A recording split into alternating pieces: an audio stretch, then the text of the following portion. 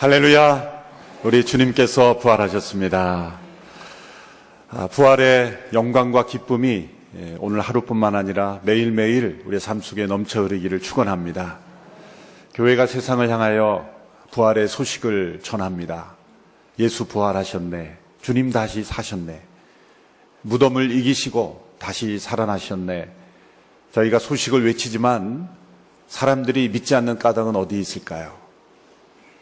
부활절 예배를 드리고 나오는 성도들의 모습 속에 부활의 영광이 보이지 않기 때문인지도 모릅니다. 부활을 믿는다고 하는, 증거하는 우리의 모습 속에 부활의 능력이 나타나지 않기 때문인지도 모릅니다. 부활의 기쁨이 우리 안에 먼저 충만하게 넘쳐 흘러서 이 세상 가운데 흘러가기를 축원합니다. 부활의 감격이 없는 것은 십자가의 체험이 없기 때문입니다. 부활은 십자가의 그 처절한 고통과 죽음을 경험해야만 체험할 수 있는 사실이기 때문입니다. 우리 옛사람이 십자가 예수님과 함께 못 박혀 죽을 때 우리 가운데 부활의 생명이 역사함을 느끼게 될 줄로 믿습니다. 부활절마다 부활에 관한 말씀을 읽을 때마다 우리 마음속에 떠오르는 질문이 한 가지 있습니다. 예수님께서 만나신, 그러한 부활 이후에 만나신 사람들을 보면 한결같이 다 예수님의 제자들이었다는 것이죠. 예수님이 40일간 약 10차례가량 여러 사람들에게 개인적으로 혹은 집단적으로 나타나셨지만 그 모든 대상들은 제자들이었다는 것이죠. 만약 예수님을 십자가에 못 박도록 한 빌라도, 로마 군병들, 그리고 사내들인 공의원들 앞에 나타나셨더라면 얼마나 신약의 마지막 부분이 흥미진진할까 생각해 보았습니다. 빌라도가 집무실에서 출근하기 전에 예수님이 먼저 그 책상에 앉아 계셔서 빌라도를 사무실에서 맞이해 주셨더라면 빌라도가 얼마나 놀랐을까. 아마 그 본문의 설교 제목은 이렇게 되었을 겁니다. 빌라도를 기절시키신 예수님, 로마 연병장에 나타나신 예수님, 로마 군병들이 혼비백산 떠나는 모습, 사내들인 공회원들이 모두가 다 혼비백산 도망치는 그런 장면들이 신약의 마지막 부분에 있었더라면 얼마나 설교가 흥미진진할까, 그런 생각을 해보았습니다. 그러나 그것은 저의 한량한 복수심에서 나온 상상이죠. 예수님은 그 부활의 영광스러움을 복수하는 데 쓰지 않으셨습니다.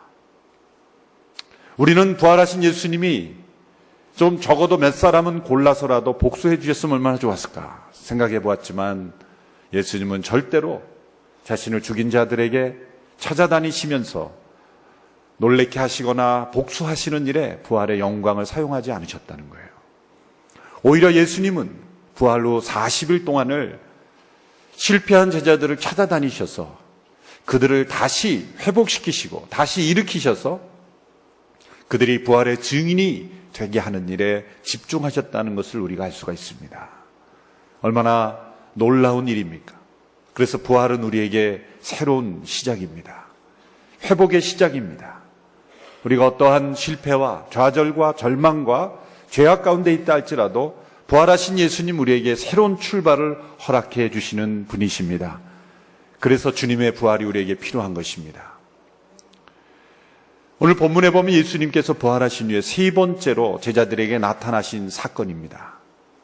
1절에 보면 예수님께서 자신을 나타내셨다라고 기록되어 있는데 부활하신 예수님을 제자들이 찾아 나서는 모습은 한 번도 보이지 않습니다. 오히려 부활하신 예수님께서 제자들을 일일이 찾아다니시며 자신을 나타내셨습니다.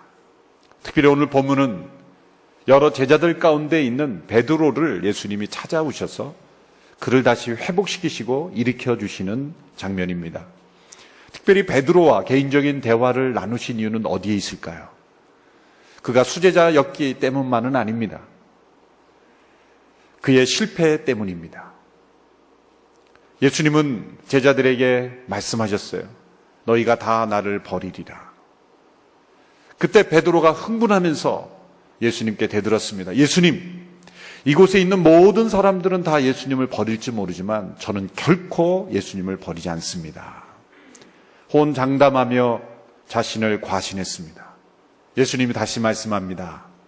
내가 닭 울기 전에 내가 나를 3번 부인하리라. 너무나 구체적인 예수님의 예언의 말씀입니다. 경고의 말씀입니다. 그렇더라면 베드로는 자신을 조심하며 자기 자신이 언제든지 실패할 수 있는 사람이라는 것을 겸손하게 인정하고 깨달아야 하는데 그는 과신했고 결국 대제사장의 집들에서 어린 소녀 사환 앞에서 그는 예수님을 3번씩이나 부인했던 것입니다.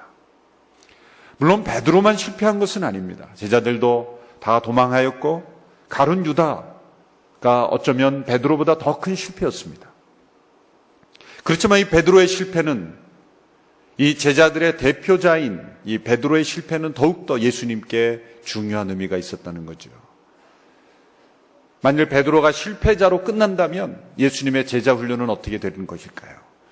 베드로가 낙심하여 포기한다면 베드로를 통해 부활의 증인이 되게 하시겠다는 예수님의 계획은 어떻게 되는 것일까요?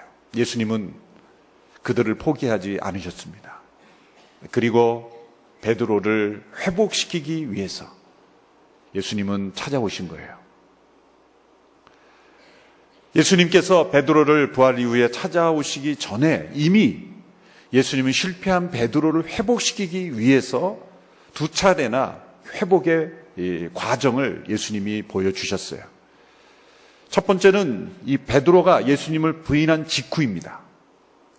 베드로가 예수님을 부인한 직후에 이 닭이 울음과 동시에 예수님이 베드로를 돌아보셨다라는 기록이 있습니다. 누가복음 22장 60절에서 62절의 말씀을 보십시오. 제가 읽겠습니다. 그러나 베드로가 말했습니다. 이 사람아, 나는 당신이 대체 무슨 말을 하는지 모르겠소. 바로 그때 베드로의 말이 채 끝나기도 전에 닭이 울었습니다. 주께서 돌아서서 베드로를 쳐다보셨습니다. 그러자 베드로는 오늘 닭이 울기 전에 내가 나를 3번 부인할 것이다 라고 하신 주의 말씀이 기억났습니다. 닭이 울과 동시에 베드로의 회개 이전에, 베드로의 통곡 이전에 있었던 사건이 뭡니까? 예수님이 돌아보신 겁니다. 어쩌면 이 닭이 울었던 사건이 베드로의 통곡을 만들어냈기보다는 닭이 울과 동시에 예수님께서 베드로를 돌아보심으로 그 예수님의 시선과 베드로의 시선이 마주치는 가운데 베드로는 예수님의 말씀이 생각나서 울게 된 거예요. 어쩌면 예수님이 돌아보시지 않으셨더라면 베드로는 닭이 울어도 무시했을지도 모릅니다.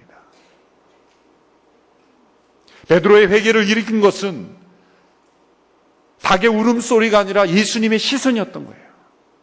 그 예수님의 시선은 어떤 시선이었습니까? 미움과 분노와 그리고 정죄로 가득한 눈빛이었습니까? 아닙니다. 인자한 눈빛이었습니다. 사랑의 눈빛이었습니다. 내가 너를 포기하지 않으리라고 하는 그러한 그 사랑과 열정의 눈빛이었습니다. 그때 베드로가 회개가 일어난 거예요.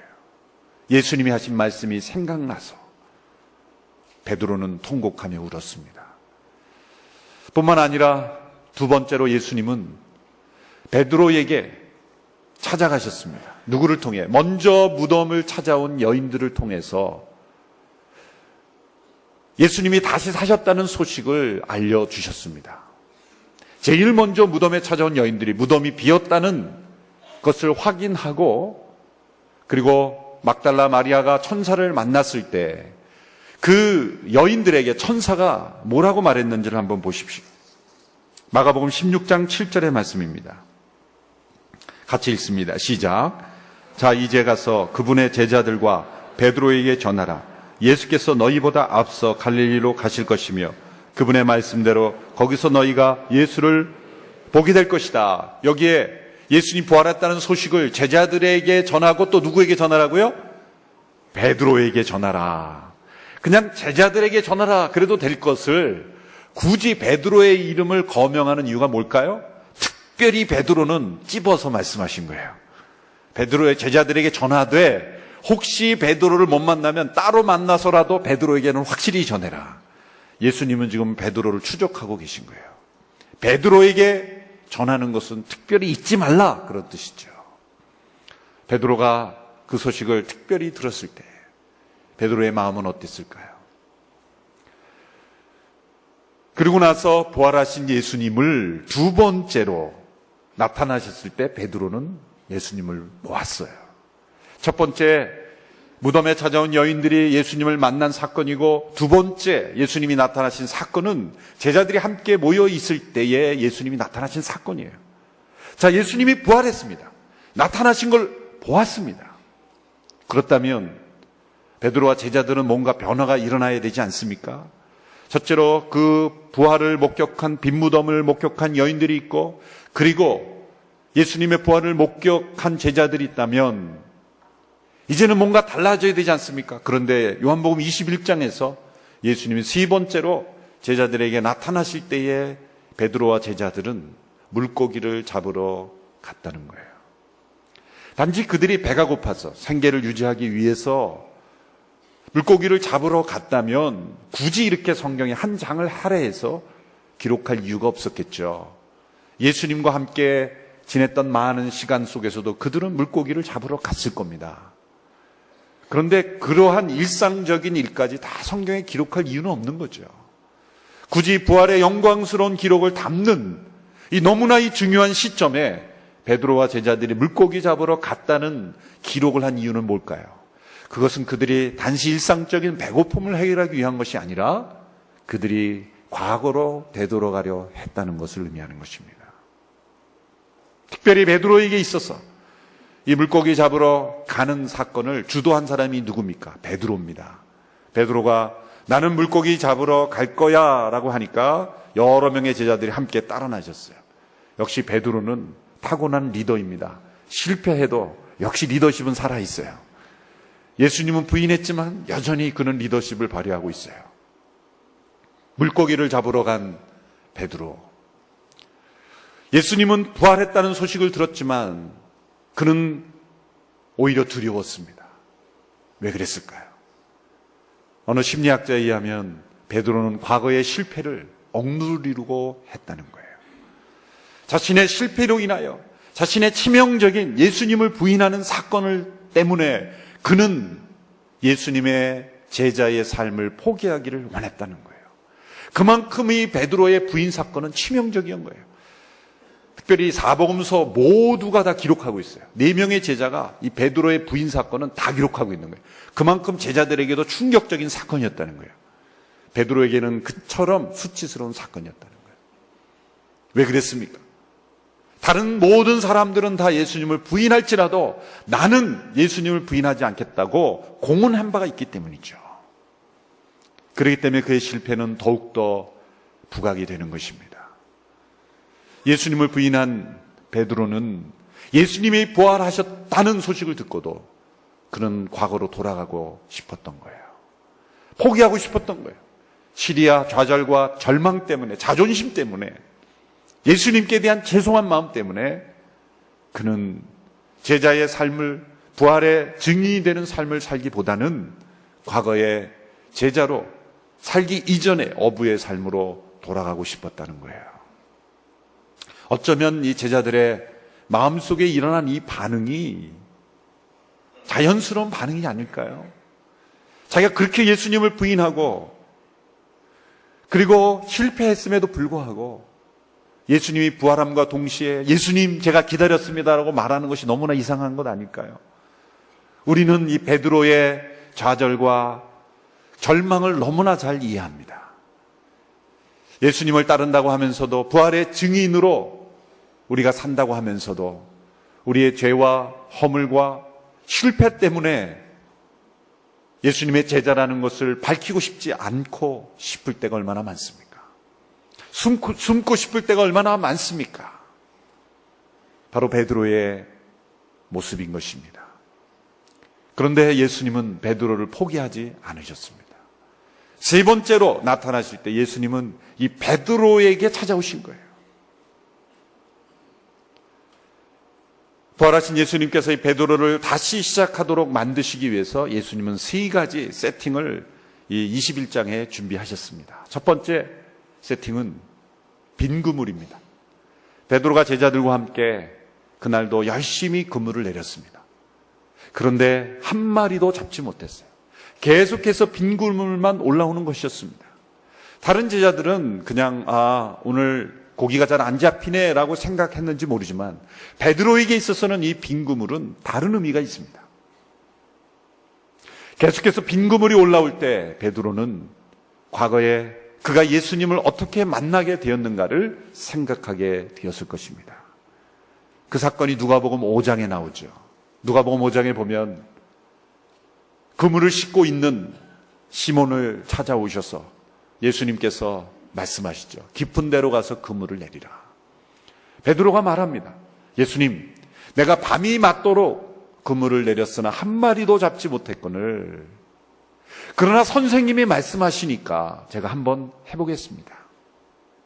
많은 사람들이 예수님 말씀을 듣고 있었는데 예수님은 시몬의 배에 오르셔서 가르쳤다는 거예요. 예수님 베드로에게 찾아오신 거예요. 의도적으로 시몬의 배에 오르셔서 가르친 거예요. 말씀을 마치시고 시몬에게 깊은 데로 가서 그물을 내리라는 거예요. 여러분, 그 당시 예수님의 출신은 무엇입니까? 목수 아닙니까? 목수. 베드로는 어부입니다. 누가 누구에게 그물을 내리라고 말하는 겁니까? 목수가 어부에게 그물을 어디다 내리라고 말하는 겁니다. 이상한 짓이죠.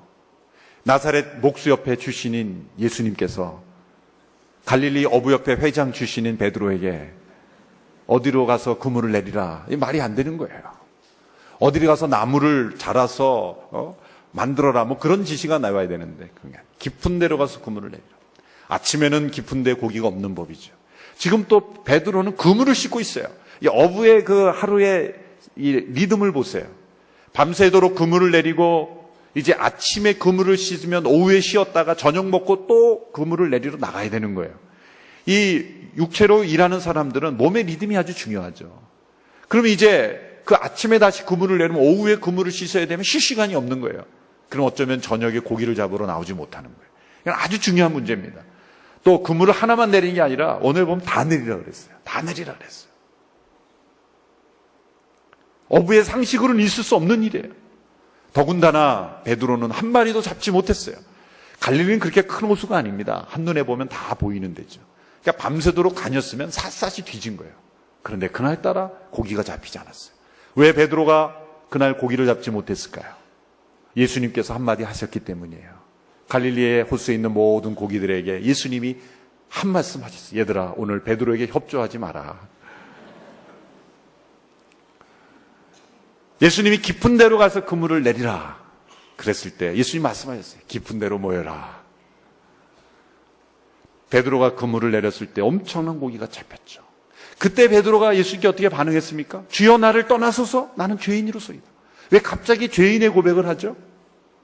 말씀대로 순종을 하는 기쁜 마음으로 했다면 할렐루야, 예수님 말씀대로 순종했으니 기적이 나타났습니다, 기뻐했을 텐데 왜 두려워했고 떠나려고 했죠?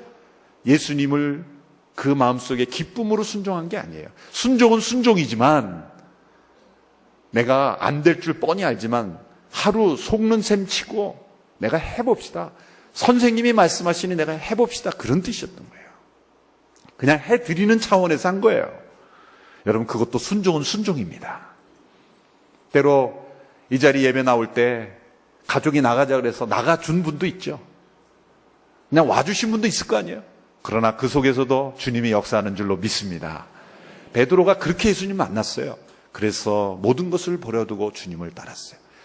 베드로가 그 빈 그물이 계속 내려올 때 자신이 어떻게 예수님을 따르게 됐는지, 그가 성공을 통해서 예수님을 따르게 된 게 아닙니다. 자신의 실패와 좌절을 통해 예수님을 따르게 되었어요.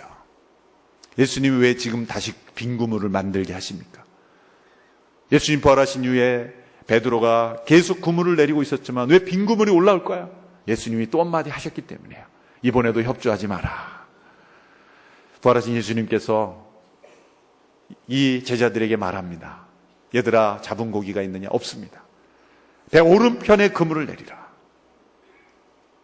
지금까지 그들이 왼편에만 그물을 내렸기 때문에 고기를 못 잡은 겁니까? 아니죠. 오른편에 그물을 내리라는 순간 고기가 그곳에 모인 거예요. 예수님이 모든 것을 주관하고 계신 거죠. 바로 그때 예수님의 사랑하시던 제자 요한이 예수님이다라고 소리쳤고, 그때 베드로는 물 속에 뛰어듭니다. 왜 이 빈 그물을 보여주십니까? 너가 나를 주님으로 따르기 때는 너의 힘과 능력으로 할 수 없었을 때, 너의 인생의 그물이 비었을 때 너가 따르지 않았느냐? 그러므로 내가 나를 부인했다고 해서 이제 제자의 직을 포기할 자격은 되지 않는 것이다. 여전히 나는 너를 포기하지 않는다. 나는 너를 통해 일할 것이다. 예수님이 찾아오시는 거예요. 그걸 깨닫게 하시는 거예요. 베드로가 왜 물속에 뛰었는가에 대한 해석이 분분합니다. 예수님을 빨리 만나기 위해서 뛰어들었다는 얘기가 있고, 또 겉옷을 두르고 뛰어들었다는 것을 보면, 물론 빨리 수영하기 위해서 두르지도 모르지만 빨리 수영하기 위해서는 옷을 벗고 뛰어들어야 되는데, 두른 것을 보면 당황해서 일어난 사건일 수도 있습니다. 어쨌든 물속에 허우적거리는 베드로, 어쩌면 자기가 무리를 걷다가 믿음이 없어서 물속에 빠져서 허우적거리던 모습도 생각났을지도 몰라요. 장면이 바뀌어서 두 번째 세팅이 나옵니다. 예수님께서 숯불을 피워놓고 그곳에 떡을 굽고 계셨어요. 제자들에게 지금 잡은 생선을 가져오라고 말씀하셨습니다. 여러분, 실패한 베드로를 찾아가신 예수님이 두 번째 만드신 장면은 바로 그들을 위해서, 특별히 자신을 부인한 베드로를 위해서 아침 식사를 준비해 주신 거예요. 예수님이 요리사가 되어서 직접 음식을 마련해 주시는 그 모습을 보면 얼마나 놀랍습니까? 저와 여러분이라면 나를 부인하고 정죄한 사람을 위해서 아침 식사를 준비하겠습니까? 예수님의 놀라운 책망, 예수님의 책망은 식사를 대접하는 거예요. 예수님은 잠언에 하신 말씀대로 그대로 하신 거예요. 누군가 너희의 원수가 있다면 원수가 줄이우면 먹이우고 원수가 배고프면 먹이고 마시우라. 그러면 그 원수의 머리 위에 숯불을 올려놓는 것과 같을 것이다. 신약 성경에 숯불이라는 단어가 3번 나옵니다. 베드로가 예수님을 부인할 때 대제사장 집들에서 숯불을 쬐고 있었고, 그리고 잠언의 말씀을 인용해서 로마서에서 원수에 대해서 어떻게 하라는 숯불이 나오고, 그리고 베드로가 예수님을 다시 만날 때 숯불이 나오는 거예요. 신약에 딱 3번 그 숯불이라는 단어가 등장해요. 이건 우연이 아닙니다. 예수님이 숯불을 그냥 피워놓으신 것이 아니에요. 그것은 베드로가 예수님을 부인할 때 그 세팅을 그대로 만들어 놓으신 거예요. 베드로가 왜 대제사장 집들에 갔습니까? 숯불을 쬐러 간 거예요. 몸을 녹이려고. 예수님은 끌려가고 있는데 자신의 몸을 보호하기 위해서 숯불 옆에 가서 그는 예수님을 부인한 거예요. 다시 숯불 앞에 섰을 때 그는 자신의 과거의 실패를 직면해야만 했던 것입니다. 농담처럼 말씀드리는 거지만 아마도 베드로는 숯불에 대한 알러지가 생겼는지 모릅니다. 숯불 갈비집에 전혀 못 갔을지도 몰라요. 숯불만 봐도 자신의 그 부인했던 모습이 떠오르었을지도 모르는 거예요. 예수님은 그 숯불 앞에서 식사를 마련해 주시고 이리 와서 함께 식사하자. 이것이 실패한 예수님을 부인하고 떠난 베드로를 다시 찾아오셔서 예수님이 첫 번째로 하신 말씀이에요. 얼마나 놀라운 사랑의 주님이십니까? 복수가 아니라 식사를 대접하셨어요. 정죄가 아니라 책망이 아니라 먼저 그를 따뜻하게 맞이해 주셨습니다. 이 가정 가운데 베드로는 자신이 대제사장 집의 숯불 앞에서 그가 어떻게 실패했는지를 다시 생각했을 거예요. 세 번째 세팅으로 예수는 베드로에게 3번의 질문을 던지십니다. 내가 나를 사랑하느냐? 내가 나를 사랑하느냐? 내가 나를 사랑하느냐? 그때에 예수님께서 이 베드로를 부르실 때 베드로라고 부르지 않으셨어요. 요한의 아들 시몬아, 내가 나를 사랑하느냐? 왜 베드로라고 부르지 않으셨죠? 베드로란 반석이란 이름의 뜻입니다. 예수님은 이 이름을 부름으로 책망하신 거예요. 너의 나를 부인한 사건은 베드로란 이름에 합당하지 않다. 너는 시몬이 된 것이다. 요한의 아들 시몬아, 내가 말한 대로 이 사람들보다 나를 더 사랑하느냐? 내가 나를 사랑하느냐? 내가 나를 사랑하느냐? 베드로가 주께서 내가 주를 사랑하는 줄 주께서 아십니다 고백했지만 세 번째는 근심했다 그랬어요. 이 세 번의 질문, 왜 세 번의 질문일까요? 놀랍게도 그것은 세 번의 예수님을 향한 베드로의 부인을 씻어 주시듯이 세 번 연거푸 던지는 질문을 통해 베드로는 자신의 부인을 자신의 입으로 다시 씻어내는, 내가 주님을 사랑합니다, 내가 주님을 사랑합니다, 내가 주님을 사랑하는 주께서 아십니다라고 고백함으로써 자신의 입으로 내뱉은 부인의 과거를 씻어주시는 그런 예수님의 모습을 볼 수가 있습니다. 그 베드로에게 예수님은 내 양을 먹이고 내 양을 치고 내 양을 먹이라는 새로운 사명을, 목자의 사명을 주신 것입니다. 부활하신 예수님은 가장 실패한 제자 베드로를 포기하지 않고 찾아오셨습니다. 그리고 그 실패로부터 그를 건져주셨어요. 그리고 자신의 그 과거를 씻을 수 있는 은혜를 베풀어 주셨어요. 우리가 다시 시작할 수 있는 것은 우리 자신이 정신 차렸기 때문이 아닙니다. 부활하신 예수님께서 우리를 받아주시기 때문입니다. 부활하신 주님이 우리를 다시 받아주시지 않고 찾아주시지 않으면 우리는 아무리 각성을 하고 회개를 해도 다시 시작할 수가 없어요. 우리의 새로운 시작은 부활하신 주님께서 우리를 포기하지 않으신다는 사실에 있는 것입니다. 부활은 우리의 새로운 시작의 날입니다. 우리의 과거의 옛사람은 십자가에 함께 못 박혀 죽고 다시 부활하신 주님과 함께 시작할 수 있는 것, 그것이 바로 부활의 영광이요 기쁨입니다. 오늘 부활의 아침을 맞이한 우리 모든 성도들이 함께 베드로를 포기하지 않으신 것처럼 주님이 나의 어떤 실패에도 불구하고 나를 포기하지 않으신다는 그 믿음으로 다시 시작할 수 있게 되기를 바랍니다. 나의 큰 죄악이 어떠한 죄를 할지라도 주님의 사랑보다는 크지 않습니다. 아무리 큰 실패를 할지라도 부활하신 주님의 능력은 우리를 다시 일으켜 세우실 줄로 믿습니다. 부활하신 주님과 함께 새로운 인생을 시작하는 우리 모두가 되기를 축원합니다. 실패와 좌절과 그리고 과거의 절망에 머물러 있지 않고 부활하신 주님과 함께 새롭게 시작하는 부활의 영광스러운 아침이 되기를 주님의 이름으로 축원합니다. 기도하겠습니다. 살아계신 하나님 아버지, 죽은 자 가운데 부활하신 예수 그리스도와 함께 우리를 하늘에 앉히시며 영광스러운 부활의 능력을 허락하심을 감사합니다. 우리 주님과 함께 다시 시작할 수 있는 인생을 허락하셔서 감사합니다. 과거의 우리의 실패와 좌절, 절망에 머물러 있지 아니하고 부활하신 주님과 함께 새로운 인생을 시작할 수 있도록 인도하신 것을 감사합니다. 부활하신 주님이 성령의 역사로 우리 개개인을 찾아오셨고 만나주셨고 그리고 우리의 사랑을 받아주셨기에 우리가 새로운 인생을 시작할 수 있게 되었습니다. 부활하신 주님과 함께 새로운 인생을 시작하는 오늘 거룩한 부활절이 되게 하여 주옵소서. 예수님의 이름으로 기도하옵나이다. 아멘.